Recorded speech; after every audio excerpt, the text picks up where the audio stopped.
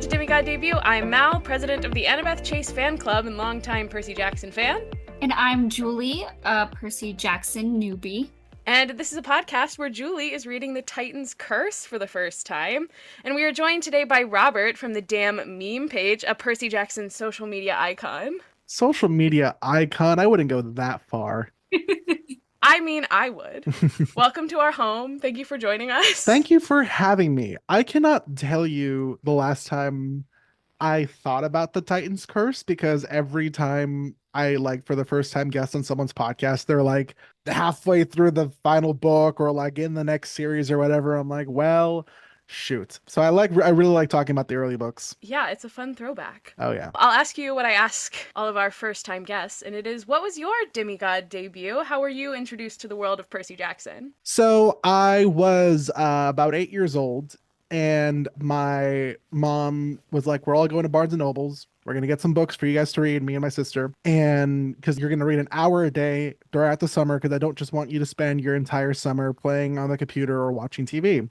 Fair enough. And so in that initial buying of books, we got a lot of Roald Dahl books. We got The Little Prince. We got a book called The Phantom Tollbooth, a bunch of great books. And then we also got this nifty little book called The Lightning Thief. What's that? I've never heard of it. Oh, it's the first book in this Percy Jackson series by this guy named Rick Riordan. Sounds great. I'll have to check it out. Yeah.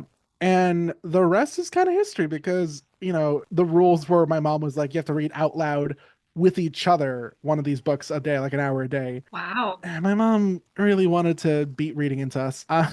And, you know, the other books, Roald Dahl, you know, BFG, Phantom Tollbooth, whatever, we got through those books each in like a week or so. Lightning Thief we got through in a day. Wow. Yeah. I mean, it's just that good. Mm-hmm. Julie did not get through The Lightning Thief in a day, but that's, you know, the nature of making a podcast about it. Yeah. How long did it take us? A month?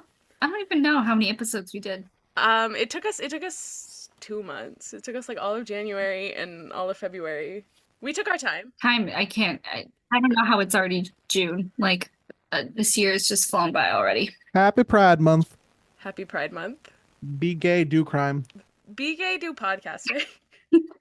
This episode is for the girls and the gays. Exactly. It really is for the girls and the gays, because this is when we get more of the hunters. Mm-hmm. Everyone's favorite time. Yeah, so let's kick it off with chapter 3, which is Bianca D'Angelo makes a choice. Ooh. And so we left off on Artemis saying that she's Artemis, the goddess of the hunt. And then we get kind of a variety of reactions to this to open this chapter. Percy's kind of like, okay, because all he's thinking about is Annabeth.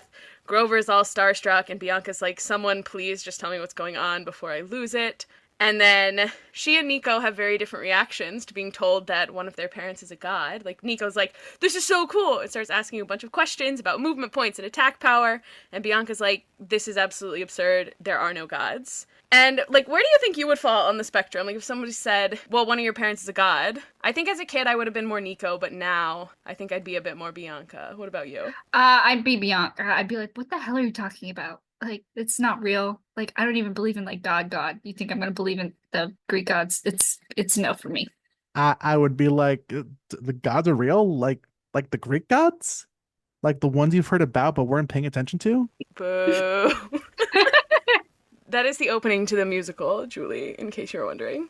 Oh, see, inside jokes I miss. See, this is why I had to start bringing on guests, so that I could do things like this and get little bits of inside joke joy that I can't do with you. That should be a episode. We bootleg the musical. What is the ethics of bootlegging, actually? I mean, my personal ethics of bootlegging, I'm like, if it's not currently running near, like, as long as I'm not choosing a bootleg over, like, actually going to support a live performance, I feel less bad about it. Fun fact, if you're a New York bean, if you have a library card, because it's always fun to have a library card, you can, for most, not all, for most Broadway productions, there is a recording that is available through the New York Public Library system. Unfortunately, that does not apply to the Lightning Thief musical. Oh, of course not. Of course not. I do have one, but it's not great. Having fun isn't hard when you got a library card. Throwing it back for the people our age who remember Arthur. Oh my god, speaking of Arthur, this is just dumb. My roommates have taken to sending a picture of DW anytime we, like, start the dishwasher, because we were just saying, like, DW full, DW started, DW empty. And so now we just send a picture of DW and we're like, empty. Speaking of Arthur, I don't know. That didn't probably need to be shared, but that's fine.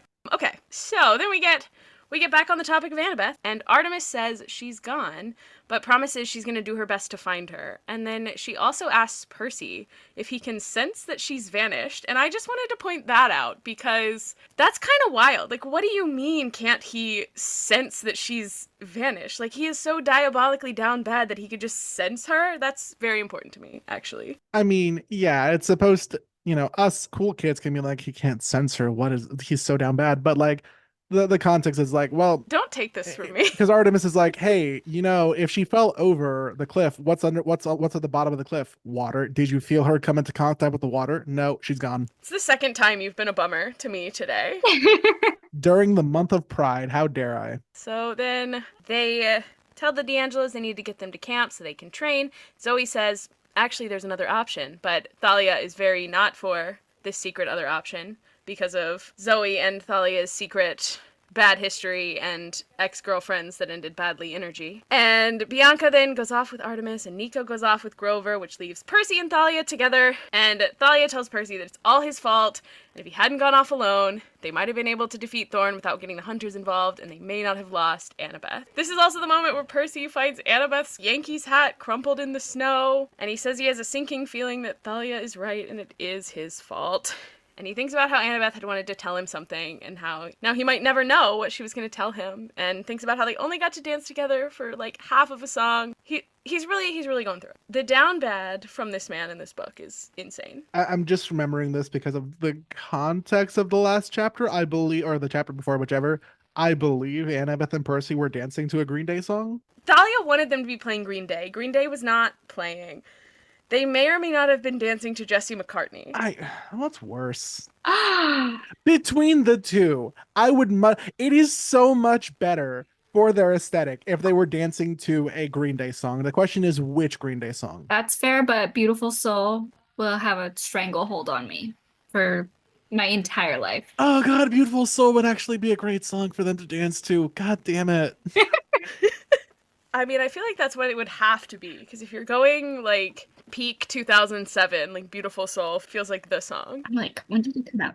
2004. I'm still pulling it up on Spotify later. Yeah. It's happening. A few years ago, I was working at a job that played classic rock New York every day. And one day I walk in and they're like, classic rock, I think it's about 92.7 classic rock New York. And then it started playing Boulevard of Broken Dreams. I'm like, excuse the hell me? What? Since when is Green Day classic rock? And then I'm like, oh yeah, Green Day has been around since the early 90s. They are classic rock at this point. Yeah, I mean, I think if anything is classic rock, Green Day is classic. So then next we get the fun little conversation between Percy and Nico, where Percy starts talking to him about mythomagic, which instant regret. And Nico is just kind of peak annoying little brother here and asks 37,000 questions like, does Riptide ever run out of ink? Can Percy surf really well? Is Annabeth his girlfriend? And all of which just makes Percy contemplate murdering a child. But he doesn't murder Nico because Zoe comes and tells him that Artemis wants to talk to him. And I just have to say, if someone thought we did too much man-hating on this podcast, we are about to reach a new level as we talk about the Hunters, because the Hunters invented hating men, and they are icons for it. They really do hate boys. They do. It's kind of like peak early 2000s girl culture, I feel like. Ew, boys are gross. Girl power. That's the vibe I get. Exactly. And it's iconic. Artemis tells Percy that she looks like a young girl because she chooses to look like the age of her hunters, who are all like young girls before they've gotten distracted by boys. And usually boys aren't allowed to be anywhere near the hunter. No notes. And then Artemis asked for him to come so he could explain what he learned from Thorn. Basically just boils down to some great monster is stirring and Artemis needs to leave immediately to go hunt it, but she can't take the hunters with her, so they have to go to camp, and no one is thrilled about this. And then it is time for Bianca D'Angelo's titular choice, and the choice is whether or not she's going to join the hunters. And all she has to do is swear off of romantic love forever and pledge herself to Artemis, and then she gets to be immortal and join this cool girl gang. Percy isn't for this, tries to remind her that she'd be leaving Nico, but in the end, Bianca does join the Hunters. And there's a lot of controversy surrounding this decision, and a lot of people think that she is selfish for this. But as an older sister of two younger brothers, I'm like, I kind of get it. And, like, I didn't even have half the responsibility with my brothers that, like, Bianca has with Nico. So I get the desire to go off and kind of have your own life. And so, as I am with Clarice, I am also a Bianca D'Angelo defender. Julie, what are your thoughts on this decision to join the Hunters? I love it. I love the Hunters. I hope they have little jackets. They do. They have little silver jackets. Like a biker gang. I love it. Nico's gonna be fine. He'll be fine. He's obsessed with all the mythological stuff. Let her be selfish for once, you know? I agree. God forbid a girl do anything and not have to be a caretaker for her siblings. Like, let one eldest daughter go off and do her own thing. That's what I'm saying. Robert, do you have any thoughts on Bianca and the Hunters? I also understand, like, her being like, I've been taking care of my brother all this, our whole lives. I want to have me time. And I mean, I don't know, maybe wait until you get to camp before you just sort of, because I believe literally in the set of, oh no, I think it's in the next chapter. Anyway, very soon after she accepts the oath and she pledges the oath to Artemis, she then tells Nico, and I'm like, you could have waited till camp. Like, I don't know. Other than that, yeah, no, girl power. Fantastic. No notes. So then, kind of follow-up question to this. Would you personally join the Hunters? Because I remember reading this as a kid and thinking that the Hunters are like the absolute coolest people in the world, but that the immortality thing was like a turn-off for me. Even as a kid, I was kind of like, living forever? No thank you. Like, I would like this one life, and then that's it. Like, living forever as a 13-year-old, when like middle school is notoriously the worst for like everyone, I think I'll pass. I could do it at this age, yeah. Middle school me, no. No, she needs to grow out of her awkward phase first. Like this, like if I could stay this age forever, absolutely. And join a girl biker club going hunting, absolutely. You just have to forsake love forever. There was a bit of discourse about what Rick meant with this, because some people like to imagine the Artemis as like a sapphic haven where it's like, all the immortal girlies being gay with each other. But the wording here specifically says to forswear romantic love forever. And some people kind of got mad at Rick because he did later go on to clarify, and this isn't spoilers in general about the Hunters, I don't think, but he later did go on to clarify, no, all romantic love, even like sapphic love. And some people got mad at him for that. I didn't know people were mad about that. Some people got really mad. They're like, no, I want my sapphic safe haven. And they're like, Rick is taking away from us. I'm like, no, Rick is reestablishing what he had originally written. Yeah, I mean, it does say romantic love forever. And I mean, in 2007, it is very much written through the like heteronormative lens of like, we swear off of boys. But I mean, I don't know. I don't hate that he later, because there are some like lesbians and people who date women who are just as messy as like women who date men, so romantic love, no matter who it's with, is messy and distracting, and I get it. I get wanting to create a romance-free society. Also, they could just ignore him if it really bothered him that much. Like, just ignore it. Make a headcanon. Do it all the time. I do not accept this and will be creating my own reality. Exactly. So, story time. I did, in fact, basically join my own version of the Hunters of Artemis in the 8th grade when I joined a literal no-boyfriend club. That was actually its name, the No-Boyfriend Club. And the purpose, basically the same as the Hunters, now that I think about it, because in order to be in the group, you had to, like, promise that you weren't going to have a boyfriend for the year you were in the group.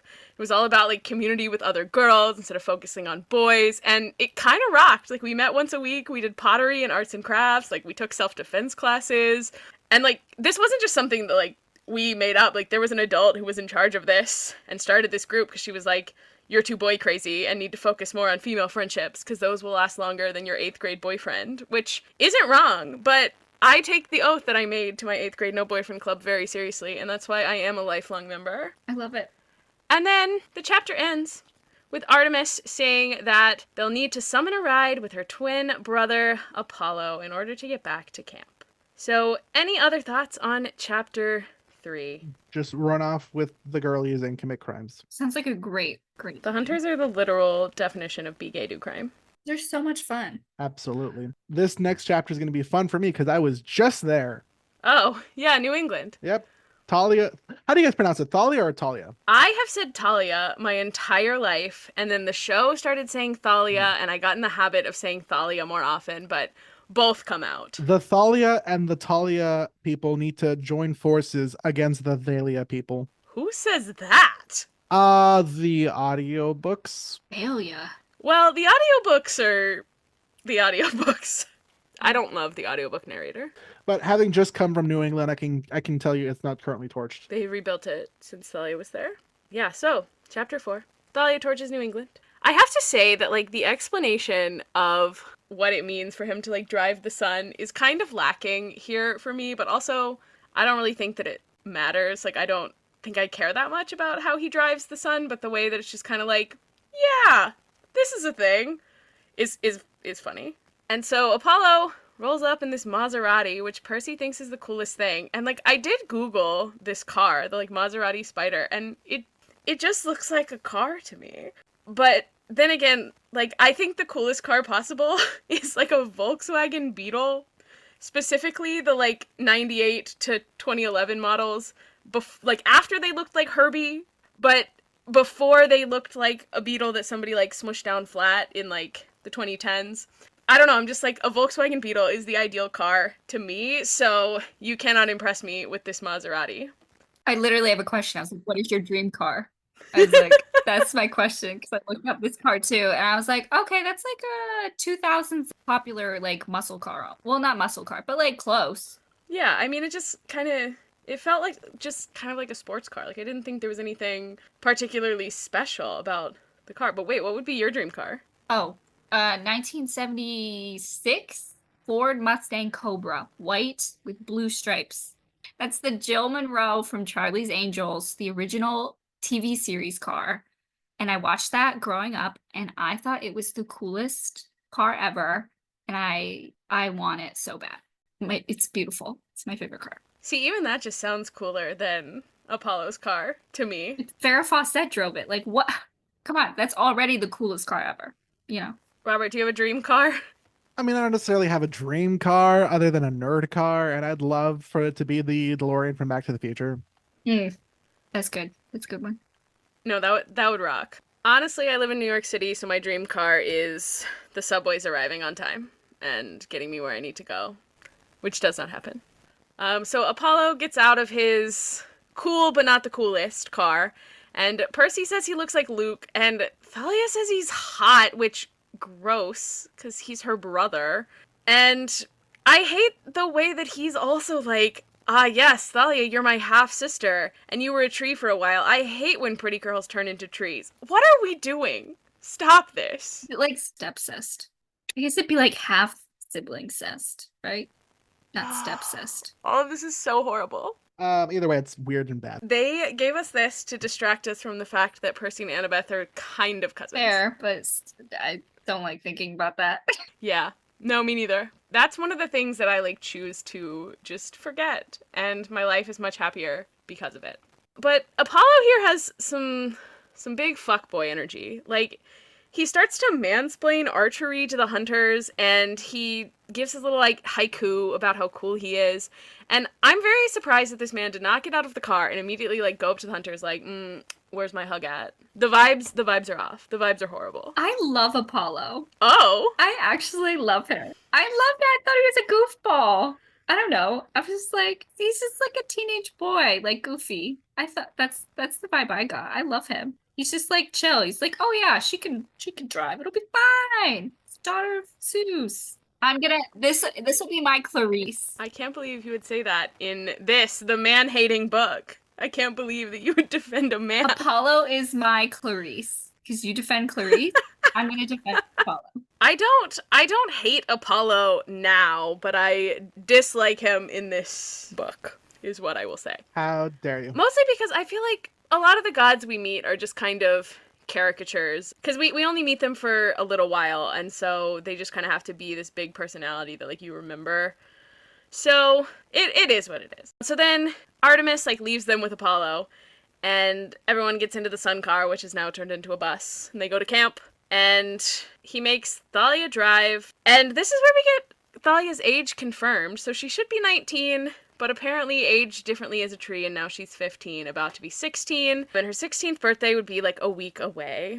And now, Julie, I don't know if you recall, because it's been a minute since we read it, but there is in fact a prophecy that was mentioned about a child of the big three turning 16, possibly destroying Olympus. Surely that will not be important in this book. Truly not. I mean, Talia just 15, going on 16. End of the world online. I was going to say, and there's a prophecy. That works too. That it would kind of rhyme.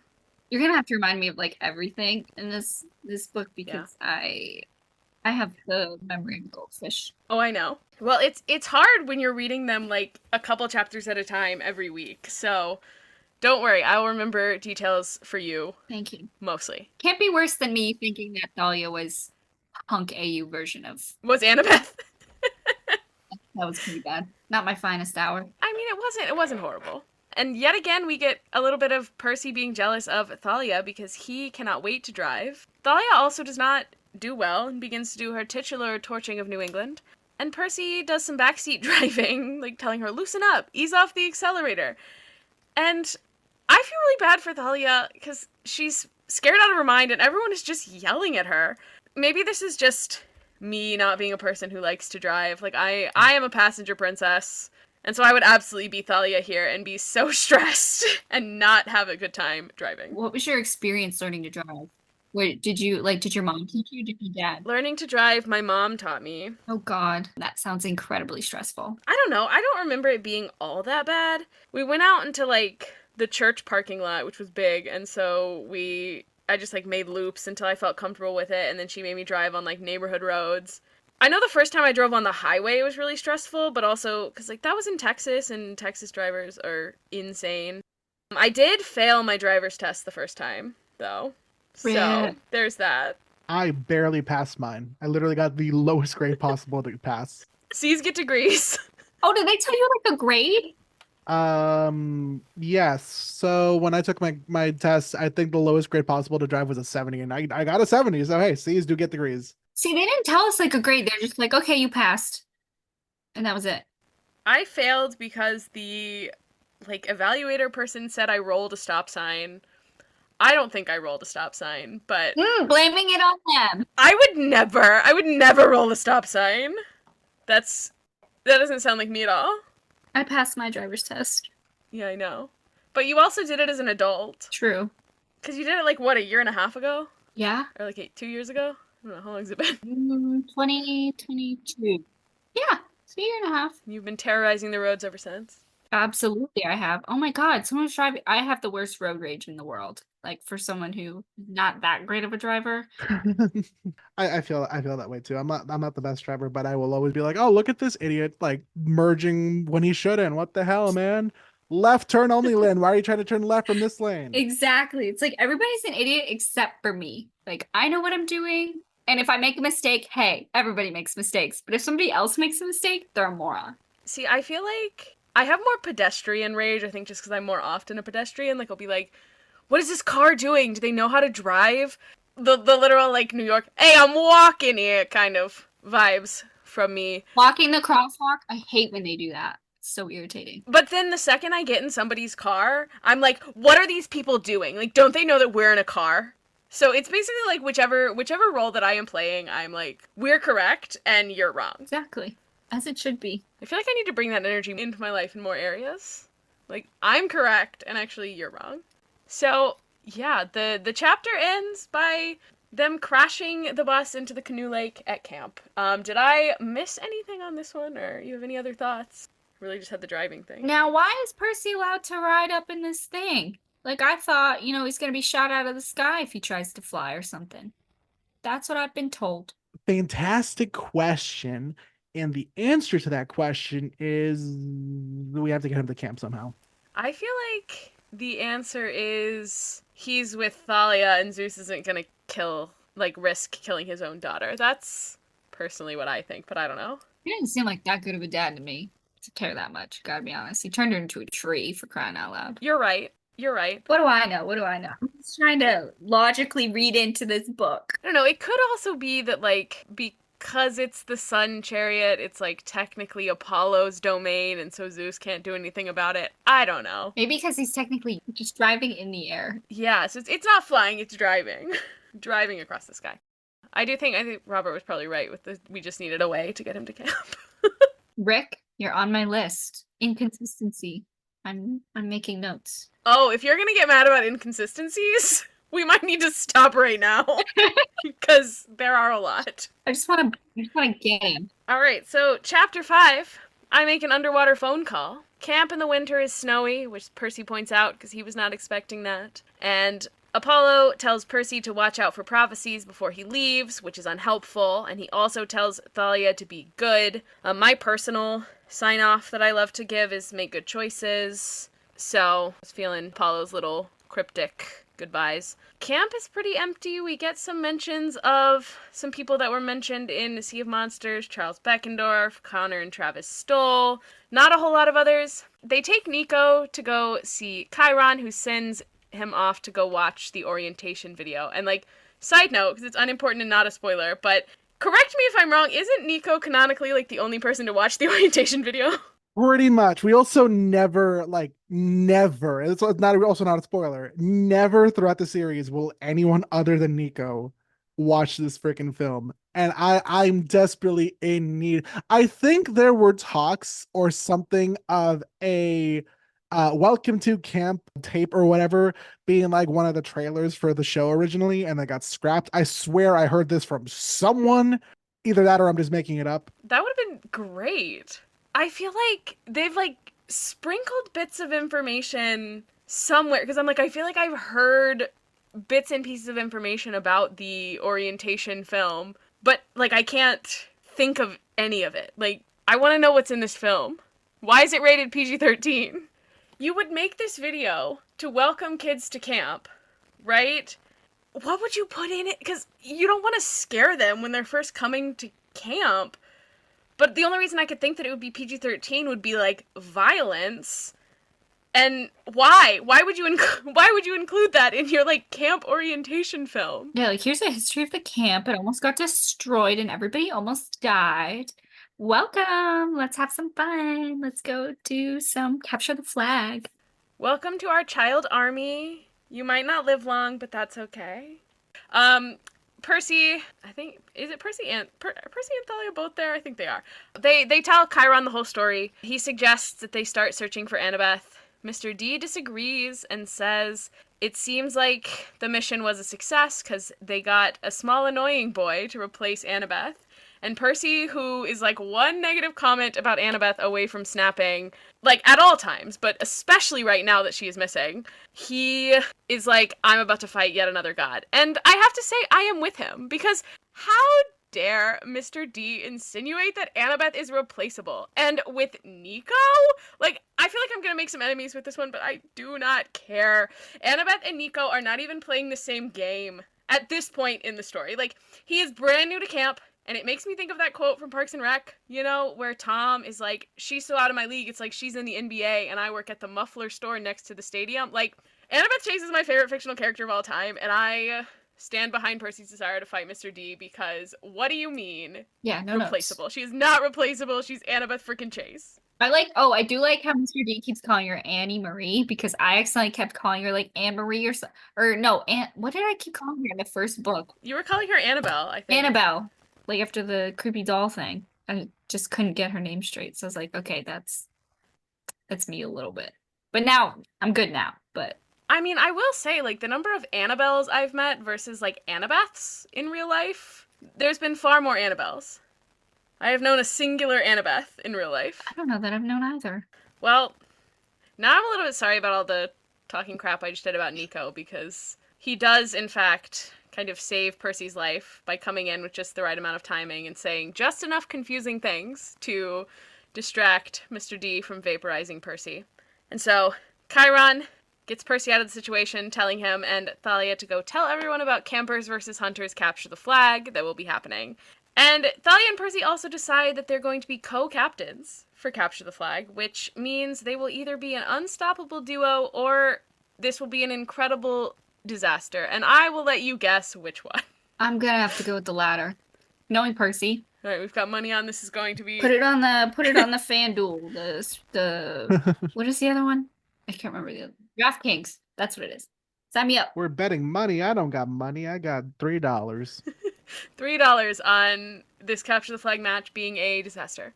They also do kind of have a real conversation here, which is nice. And Percy apologizes for the choices that he made, and Thalia apologizes for snapping at him when he asked about her mom. And it's growth. We love to see friendship. And Thalia also shares that she did, in fact, track down her mom and found out that she died in a drinking and driving related car accident, which is a bummer. Don't drink and drive, kids.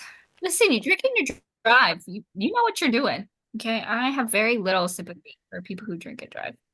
Oh, pour one out for Clarice, because my next little thing I have, Percy goes to the Ares cabin to tell them about Capture the Flag and finds out that Clarice went on a secret mission for Chiron and has been missing for about a month. Boo! And so, Julie, you may be starting to see why this book is not my favorite, because not only is Annabeth missing, but Clarice too. Both my girls. Can you promise me that there's no more Clarice in this book and then it'll be my favorite? Oof. I don't like bullies. But she's a complicated bully. Aren't they all? They all have issues. That's why they bully people. Yeah, exactly. I mean, you're not wrong, but also Clarice is the best. Ugh, outnumbered. Thank you. Outnumbered. I'm so glad to have another Clarice apologist on this podcast. That's me. So, in Percy's cabin, now he's got this fun new fountain for making iris message calls. And Julie, another correct prediction for you, because the person that he does in fact call here is Tyson at the Underwater Cyclops Forges. Tyson, my boy! But, okay, before we get into this... I love him. Oh, I love him too. Before we get into this Tyson phone call, though, I just have to point out that Percy... He considers calling his mom and decides, oh, she wouldn't be worried about me yet because she's used to me disappearing for like weeks at a time. And that's such a middle school boy thing to say. Like, she's your mom. She worries about you all the time. Like, I still would call my mom to tell her I was safe. Call your mom. Tell her you're safe. Like, it stresses me out that he does this, that he just doesn't call his mom. Like, your mom cares so much about you, Percy. Please, keep her in the loop. And that's my little soapbox on calling your mom. So, great to see Tyson, just in a phone call. He's making swords for mermaids, which is awesome. And he asks about Annabeth. Percy can't even tell Tyson what happened because, number one, Percy's upset, and he's like, I don't want to upset Tyson either. But Tyson says, say hello to Annabeth. And he also shares that the Princess Andromeda is heading towards the Panama Canal. And that's really all the information we get from Tyson before he's got to go. Julie, any thoughts on our conversation with Tyson? Just that I love him. And why are they going to Panama? What's so special about Panama besides Mariana Rivera? Good question. Something evil, I'm sure.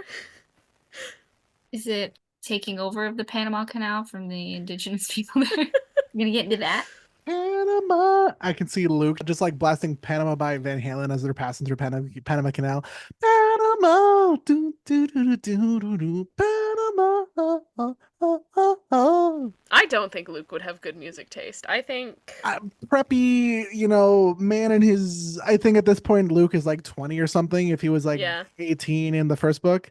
He's like in his 20s. And I'm in the camp. Rick's not. I'm in the camp that this book takes place in 2007, which means he would have been born in 1987. He would have heard some Van Halen growing up. Yeah, you're right. Rick, Julie, because you probably don't know. There's a theory because the first book was made in 2005. Percy was 12 then. People are like, okay, so Percy's birthday is 1993. Rick does not like that. Rick is in this mood of like, any story that I write with Percy is always perpetually in the now. So, I could write a story about Percy in 2040. It'll take place now, not in 2040. He won't be 50 years old. He will always be whatever age I want him to be. He sounds very controlling over his characters. Just saying. He does. He really does. And that's a thing that like maybe works if you're going for like a full fantasy setting, but you can't have like references to Hilary Duff in The Lightning Thief and then be referencing like Lil Nas X in The Sun and the Star and be like, these take place in the same like 5-year span, because those references are like 15 years apart. Yeah. We're on to you, Rick. We are. Oh, also, I have a question about the Cyclops Forges, and I want to know how they have these fires burning underwater in order to make the swords. They're just very hot. It's like Bikini Bottom. Are there fires in SpongeBob? I was never allowed to watch SpongeBob. You weren't allowed to watch SpongeBob? I was not. I'm always reminded of the meme or whatever that's like, how do you know if someone didn't watch SpongeBob when they were a kid? They'll tell you. No. Oh my god. No more, no, I can't send you SpongeBob memes? Heartbreaking. I mean, you can. I just won't necessarily get them. That's fair. I wasn't allowed to watch Cartoon Network as a kid. That was too far. But Disney and Nickelodeon, I could do. All right, so then we go to dinner. Percy has to eat alone. So does Thalia because of the dumb rule that they have to sit by parent. The hunters seem to be having fun, but I have a comment here about the way that Percy says that Zoe looks a lot nicer when she smiles, because it is a little bit giving, you'd be prettier if you smiled, and I just think this is why the hunters don't want to be around men. It is a very 2007 thing to say. I mean, and now, but like, I don't know, feels very dated. But again, people still say that today, so. I mean, I don't think it's meant to be that way. I do think he's like genuine in being like, she looks a lot nicer like when she's not scowling at everyone. And then we close out with a banger of a dream. So it's Annabeth on a hill. She sees Luke like struggling with something. He's trapped. He calls to her for help. And oh, this dream makes my blood boil. Like, he is so manipulative here. The way that he's like, you shouldn't trust me, I've been terrible to you, but if you leave me, I'll die. And I'm with Percy and like wanting her to just leave him. Like, it would save us all a whole lot of trouble. But of course, Annabeth doesn't. She steps in to help him, keep him from being crushed, just for him to leave her there and tell her that this is all a part of the plan and she should try not to die. This right here is why I can never be a Luke apologist. Like, the way he manipulates Annabeth and uses her feelings against her. Oh, it's a good thing this man is fictional, because I want to hunt him for sport. I want to track him down and I want to end him. I hate him. It's so funny that Charlie Bushnell is such a nice guy in real life. That now he has to play this terrible, awful person. That's called acting. It's like the Nate character from Ted Lasso. Like, he's so good at like being a piece of shit. You're like, oh, I hate you. But then you Yeah. have to remember that the actor's actually a really good guy. Or like how when David Tennant plays a villain and you're like, David Tennant is the nicest man ever. I can't see him as a villain. He played a villain in I forget the name of the villain. He played a villain in Did he? Jessica Jones, which was a Marvel show. Oh. Yes, I'm forgetting the name of the villain. His whole gimmick is that he can control people with his like he can tell people to do whatever he wants. And it's a very mature show because it really deals with the complexities of like the control that person will have over people and how it hurts them. Because Jessica Jones is kind of in the same like group of stuff as like Daredevil, right? Yes. Daredevil was great. Loved Daredevil.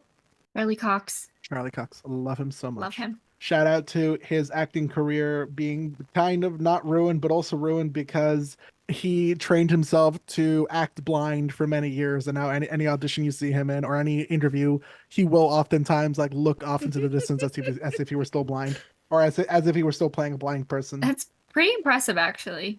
Oh, yeah, absolutely. He's in that one movie on Netflix that I really want to see, and I can't remember what it's called. Yeah. So, anyway, I'm not a Luke apologist, but I am very interested to see, because it feels like the show is taking him in a more sympathetic direction. So I'm interested to see if this all still happens in the show. I don't know. His manipulation of Annabeth will always have him on my shit list. As it should. But also, there's part of me that's also a little annoyed with Annabeth here, because it's kind of like watching a friend go back to like a partner that cheated on them or like treated them terribly, and it's like, girl, why are we doing this again? You're better than this. Don't do this. But again, it's not her fault. I mean, it's not her fault. We shouldn't blame her, but also she's weak for this man. It's like it's annoying to watch, but it's not her fault. No. You couldn't blame him for anything, could you now? No, she's perfect. She's perfect and wonderful, and I will defend her to my dying day. She can do no wrong in your eyes. And she does do some things that need defending. I can't lie about that. Julie, anything else? No, I don't really have any comments. Just a few really bad predictions, but well, we'll see. All right, I'm ready for the really bad predictions. Okay. Oh boy, let's hear him. I don't like have like any real general ones. I just kind of went off the titles this time because again, I did this during work and I had a lot of work to do today for being out for Great. 2 weeks. So, yeah, chapter 6. An old dead friend comes to visit. I honestly cannot remember who dies in this series. Who has died? I don't remember anyone dying. That's like significant enough. So I don't know who this could be. Because everyone who like died didn't really die. Yeah, like Tyson. Yeah, Tyson's not dead. His mom wasn't dead. Nobody dies in this book. I need more death. Luke doesn't die, but he wasn't a friend really. But like, yeah, so I don't know who that could be. I wanted to say it would be Hades for a second because I was like, can he be friends with Hades? I just want Hades to come back, really. You're just a fan of Hades. I just love Hades. We all I do. will defend Hades till my dying breath. Yeah, so I don't really know what's gonna happen. Because Goldfish, I don't remember who dies in the series so far. I'm like, do you want an answer to this question? I mean, I guess you've already read it. Well, like, who died? I don't remember who died. No like, one. Did someone significant die? No one. Yeah. So this chapter title's a lie. Thanks, Rick. It's not though, but Chapter 7, Everybody Hates Me But the Horse. I feel like this is about the hunters because all the hunters hate Percy because he's a boy. And he's friends with horses because he can talk to them. So he's gonna befriend one of the hunters. Are they hunters or huntresses? they're referred to as both. Okay. I like huntresses. I'm gonna call them that. He's gonna befriend the horse. Because he can talk to horses, right? Because that's part of the Right. Poseidon's. Yeah, he can talk to horses. Yeah. Yeah. And then chapter 8, I make a dangerous promise. I'm bringing back my Hades thing because I'm just manifesting that my mob boss husband makes an appearance in this book. I think that Percy's gonna try to make a deal or something with Hades to try to save Annabeth because I think Annabeth is like in the underworld or something because she's not really dead.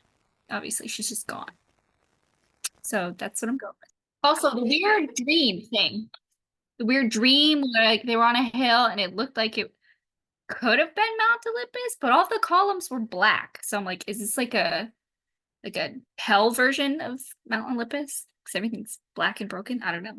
But that's where I got the Hades thing and Annabeth being in the underworld from the dream. Interesting. I didn't know what kind of predictions you were going to come with this one because I feel like these chapter titles are kind of giving us nothing. Like they're all very vague. Yeah. Rick, you give me nothing. Oh, Julie, I don't know if I told you, but I am in fact going to Hadestown on Thursday. I will blow Hades a little kiss for you. Ah, please do. My long lost husband. Love him. All right. Any closing thoughts from either of you? Love the hunters, love Thalia. Hate Luke. Always hate Luke. Me and the homies hate Luke. Exactly. Thank you. I hope we get more Tyson. I want more Tyson. My little buddy. We all want more Tyson. Yes. Tyson is the character we don't deserve, but the character that we desperately need. Too pure. Love him. Thanks for hanging out. Robert, do you want to tell the people where to find you? Yeah, you can find me anywhere on the internet at the damn meme page, damn spelled D-A-M. Tune in next week for a thing that I'm dropping on Friday the 21st. Ooh, is this the like project you've been working on? Yes. Secret project? Ooh, very exciting. The secret project that hopefully will still be coming out on the 21st. Right now it's like a race of like, can I get it out? But we'll figure it out. Well, I will be eagerly anticipating this secret special project on Friday the 21st. Go find Robert at TheDamMemePage. Thanks for being here. Thank you for having me. Thanks, Robert. Later. Bye. Bye.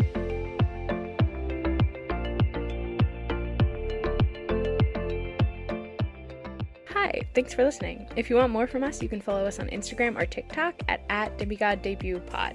See you next time for some more discussion about the Titan's Curse. Bye!